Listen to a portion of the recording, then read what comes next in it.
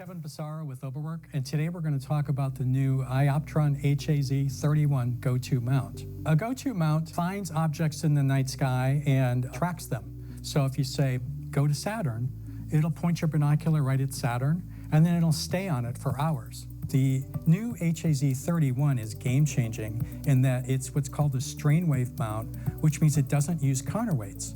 So we can put up to 31 pounds on this mount, and we don't have to counterbalance it.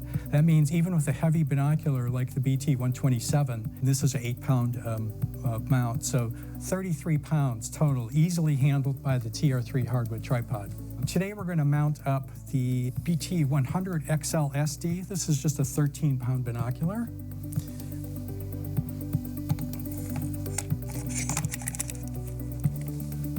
Just a matter of sliding in the Dixon dovetail and tightening it up. There's two ways to use the mount like this, in manual mode and automatic mode.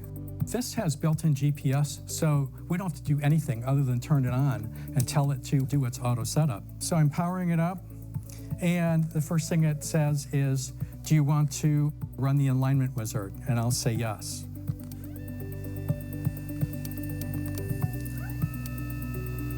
And as you can see, it's tilting the binocular back, getting it out of the way, because it needs to sense GPS satellites, and the sensor is in the very top, so we've got to get the binocular out of the way.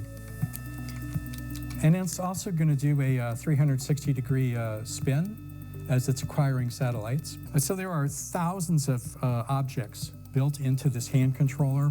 We can follow the sun, we can follow planets, we can follow any of the Messier objects. There's other catalogs in here too, thousands of objects.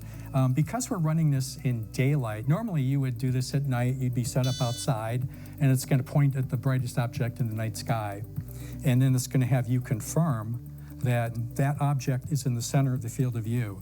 And if it's not, you can fine-tune it with the arrow keys, get that right in the middle of the field of view, and then you're ready to go. Because it's daylight, it wants to point at the sun, and that's what it's doing right now. And it gave me a warning that, do you really want to point at the sun? And if we were actually doing that, we'd have to make sure we had solar filters in place, but we're indoors now, so we're fine. All right, and now it is pointed at the sun, and if I could actually see it, I would look through here and fine-tune with my arrow buttons to get it right on target, and from there it's ready to go. The other way to use this mount is manually, and when I power it up and it says, do you want to run the setup wizard? I'm going to say no. And now we're ready to control the mount manually. We have speeds 1 through 9. I'm going to select 9, which is the fastest, and then I can just use the arrow keys to move any way I want. I should point out that this is the only way to steer the binocular is with the hand controller. We can't grab the binocular and steer it like we could with a conventional mount. So if you're using this in daylight, you've got to use the hand controller to steer the binocular.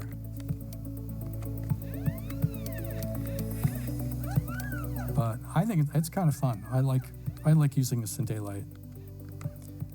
I think that's it. Thanks for watching.